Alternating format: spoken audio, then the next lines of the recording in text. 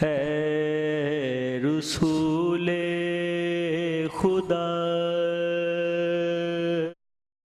खातिमुल अंबिया तुझ सा कोई नहीं,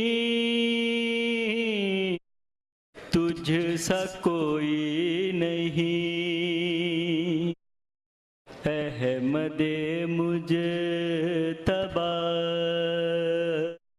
रहमते किबरिया तुझ सा कोई नहीं, तुझ सा कोई नहीं. Here we have, why are we growing so fast? They keep saying this. What we want to know is, are there any other movements who are not necessarily based in truth, or might be based in truth for all we know, who did grow fast? Well, actually there are several. For example, the Mormons, since 1830, started with 0, they're nowadays at 13 million. That's more than the Ahmadiyya.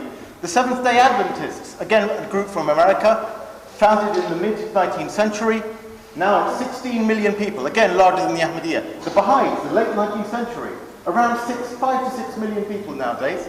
And this is interesting, this is the Hindu movement, the Satya Sai movement, started in 1940, very recent, and even from 6 to 50 million people who believe that this man is God, and is worshipped as such in India today.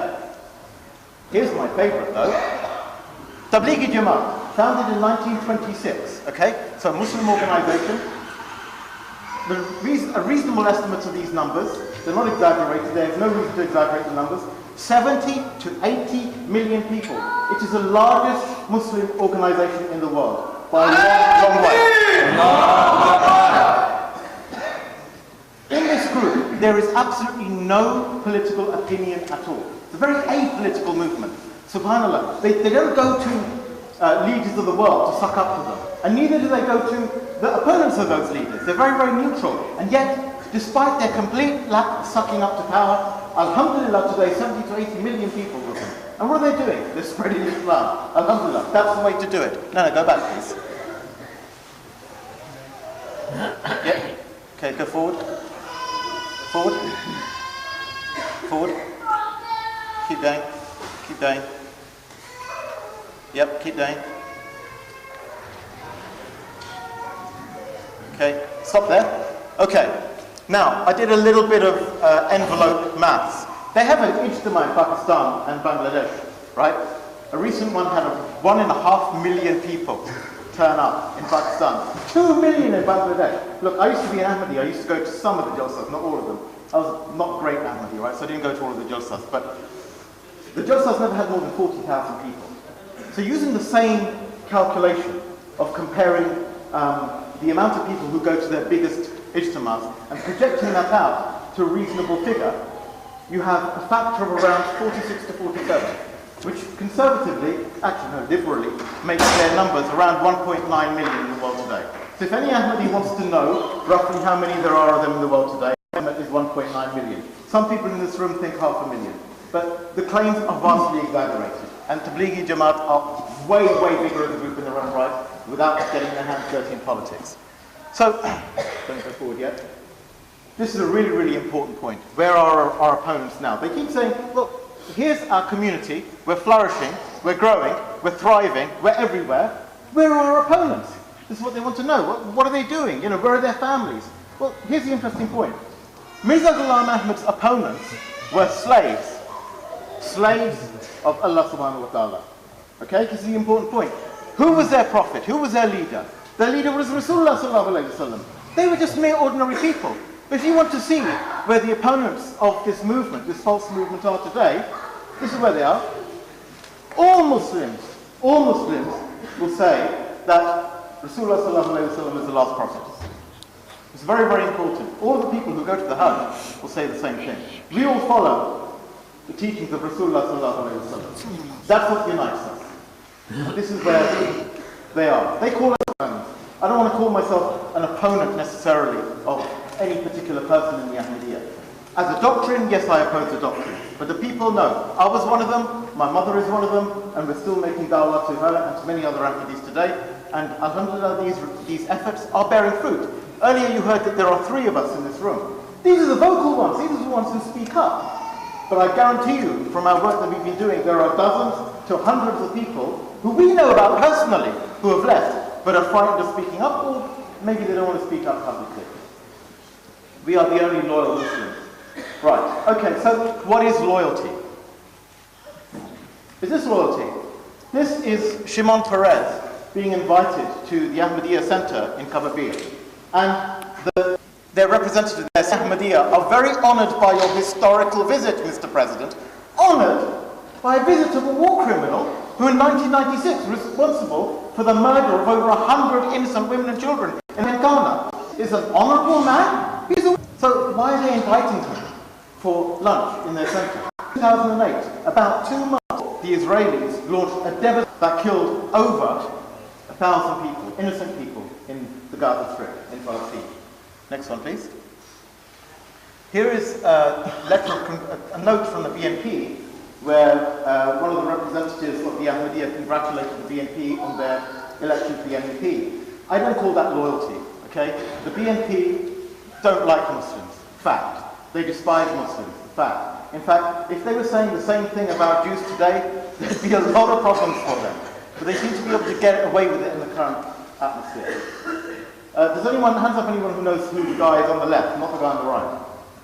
Anyone know who the guy on the left is? That is the bishop, the ex-bishop of Rochester. His name is Michael Nazarali, okay? Or as some people refer to him, Nazi Rally.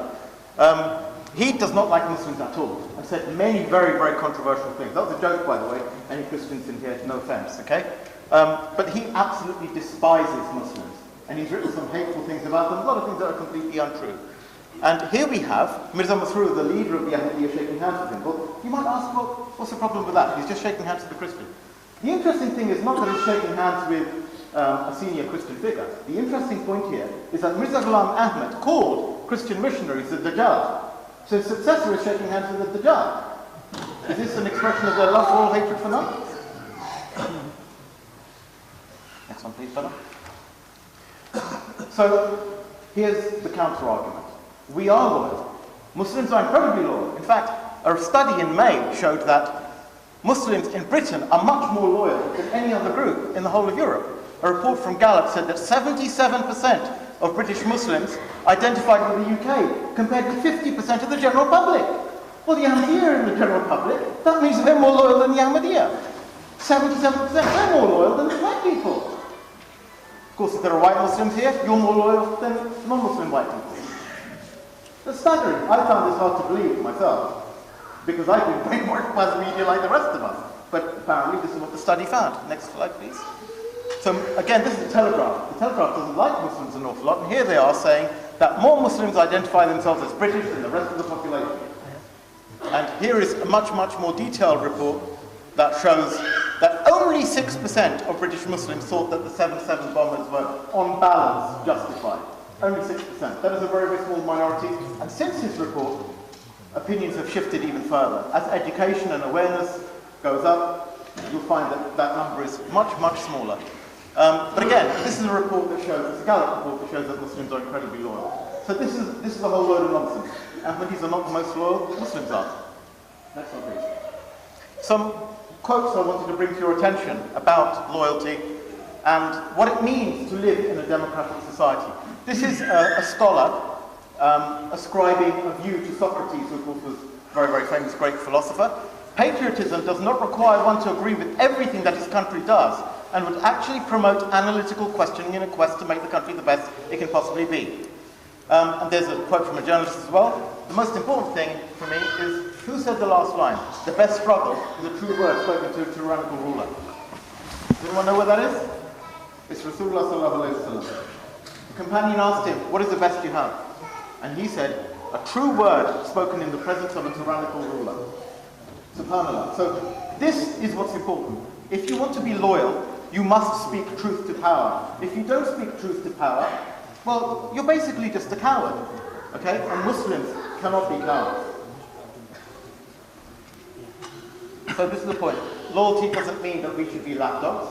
We should question authority whilst being supportive of it. What do loyal friends do for each other? I have a very, very good friend in this room who I've mentioned several times. when I'm wrong,